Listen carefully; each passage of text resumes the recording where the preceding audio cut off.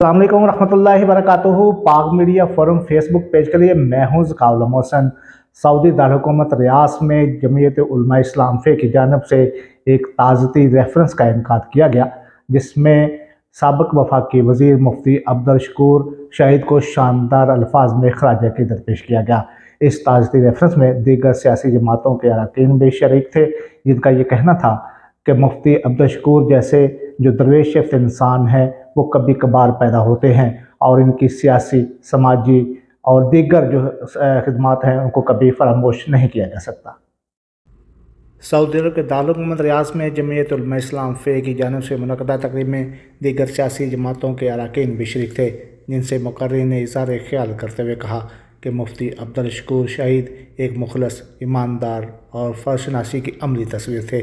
جنہوں نے نہ صرف اپنے منصب سے انصاف کیا بلکہ ثابت کیا کہ وزارت کے امور کو کس قدر ایمانداری کے ساتھ ادا کیا جا سکتا ہے۔ مفتی عبدالشکور شہید کو پاکستان کے سیاسی نظام میں ایک مثال کے طور پر ہمیشہ یاد رکھا جائے گا اور ملک کے سیاسی اور جمہوری نظام کو مفتی عبدالشکور شہید جیسے افراد کی ضرورت ہے تاکہ ملک بہتر انداز میں آگے بڑھ سکے، اور ہم ان کی سیاسی، سماجی خدمات کو کبھی فراموش نہیں کر پائیں گے۔ تقریب سے JUI سعودی عرب کے مرکزی صدر پیر عبد المنان،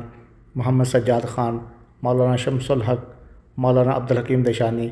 حافظ ذاکر جذبی، الیاس رحیم، وسیم ساجد، حاجی احسان دانش، فیصل علوی، مخدوم امین تاجر سمیت دیگر نے بھی اظہار خیال کیا۔